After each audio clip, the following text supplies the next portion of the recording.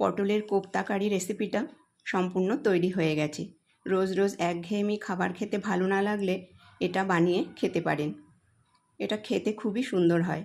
গরম ভাত, রুটি বা বিভিন্ন জিনিসের সঙ্গে খেতে পারেন। এবার দেখে নিন রেসিপিটা কিভাবে বানাই। নমস্কার বন্ধুরা, রেসিপিটা বানানোর জন্য এখানে কচি দেখে 8টা পটল আমি ভালোভাবে ধুয়ে নিয়েছি। এবার একটা ছুরির সাহায্যে এর গায়ে একটু ছুলে নেব। এই যে সবুজ সবুজ অংশটা আছে, এইভাবে ছুরি দিয়ে এটাকে পরিষ্কার করে নেব। পটলটা ছোলা হয়ে গেছে। এবার দুই দিকের যে শক্ত অংশ আছে অল্প একটু ফেলে দিয়ে আমি ভালোভাবে গ্রেট করে নেব।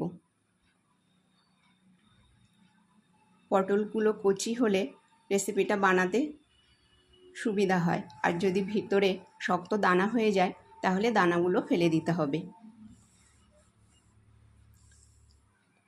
পটলটা গ্রেট করে নিয়ে আমি এর থেকে চেপে চেপে জল বা রসটা বার করে ফেলে দিয়েছি। এবার নিয়ে নিয়েছি একটা সিদ্ধ আলু। একই রকমভাবে আমি এই সিদ্ধ আলুটাও গ্রেট করে নেব। পটলটা গ্রেট করবার পর অবশ্যই চেপে চেপে পটলের জলটা ফেলে দিতে হবে। এইভাবে আলুটা গ্রেট করে নেব। এবার আমি এখানে 1 কাপ ছোলার ডাল আগে থেকে ভিজিয়ে রেখেছিলাম, আধ ঘন্টা আগে ভিজিয়ে রেখেছিলাম। একটা মিক্সিং জারে সেটা নিয়ে আর 3টে কাঁচা লঙ্কা আর একটু আদা নিয়ে নিয়েছি, আর দিয়ে দিয়েছি একটু জল। এবার আমি ভালোভাবে পিষে নেব। এটা পেষা হয়ে গেলে পটল, গ্রেট করা পটল আর আলুর মধ্যে এই মিশ্রণটা দিয়ে দেব। এটা দেওয়া হয়ে গেলে এর মধ্যে দিয়ে দিচ্ছি একটা বড় সাইজের কুচানো পেঁয়াজ। এবার দিয়ে দেব লবণ। এবার দিয়ে দিচ্ছি হাফ চামচ জিরের গুঁড়ো। এবার দিয়ে দিচ্ছি ম্যাগি মশলা। ম্যাগি মশলা দিলে রেসিপিটা সুন্দর টেস্ট হয়। ম্যাগি মশলা না থাকলে আপনারা এর মধ্যে ভাজা মশলাও ব্যবহার করতে পারেন। এবার দিয়ে দিচ্ছি পরিমাণ মতন হলুদ। এবার সমস্ত উপকরণগুলো আমি ভালোভাবে মিশিয়ে নেব। খুব ভালো করে এটাকে মিশিয়ে নিতে হবে। এটা মেশানো হয়ে গেলে এর মধ্যে দিয়ে দিচ্ছি 2 থেকে 3 টেবিল চামচ মতন আতপ চালের গুঁড়ো। আপনারা চালের গুঁড়োর বদলে কর্নফ্লাওয়ারও ব্যবহার করতে পারেন, কিংবা বেসনও ব্যবহার করতে পারেন। এটা সুন্দর করে মাখা হয়ে গেছে।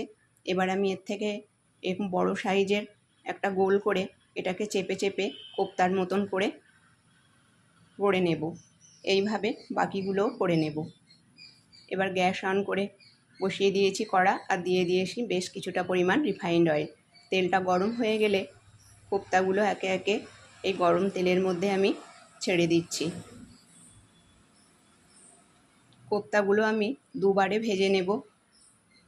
কিছু সময় পর এক পিঠ হয়ে গেলে এবার এটা আমি উল্টে দেব।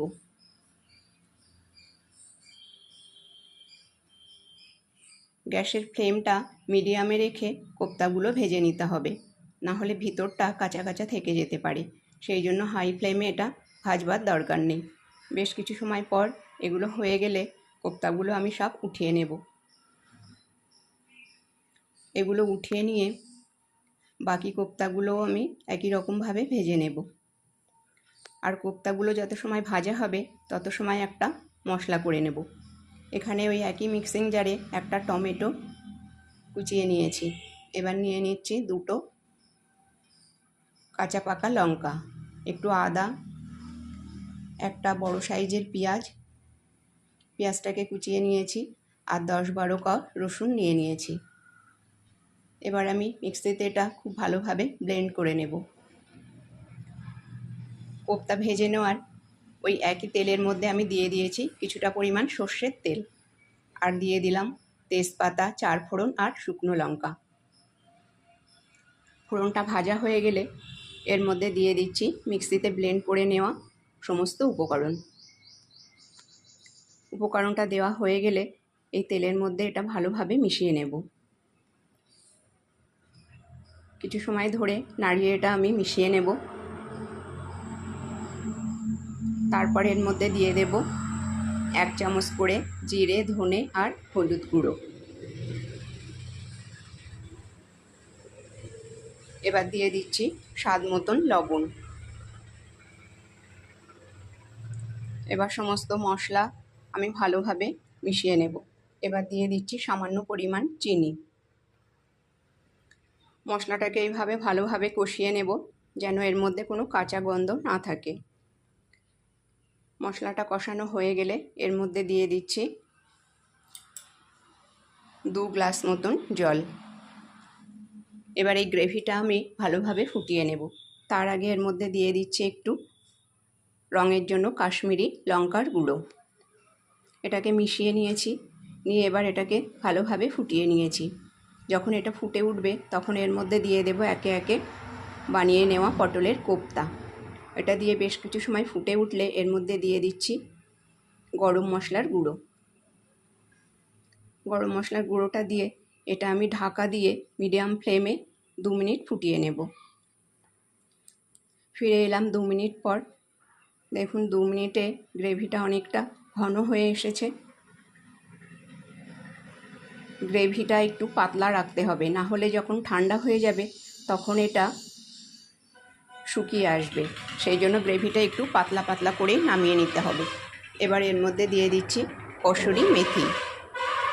কসুরি মেথিটা আমি ভালোভাবে মিশিয়ে নেব। আর এর মধ্যে দিয়ে দেব একটু গরম জল। এর মধ্যে ঠান্ডা জল আর দেবেন না। যদি গ্রেভিটা একটু ঘন হয়ে যায় তাহলে একটু গরম জল করে এর মধ্যে দিয়ে দিতে হবে। এইভাবে দিয়ে আর একটু সময় ফুটিয়ে নিয়েছি। দেখুন রেসিপিটা আমার সম্পূর্ণ তৈরি হয়ে গেছে। রেসিপিটা যদি ভালো লেগে থাকে তাহলে লাইক, শেয়ার এবং চ্যানেলটাকে সাবস্ক্রাইব করবার অনুরোধ রইল। ভিডিওটা দেখবার জন্য ধন্যবাদ।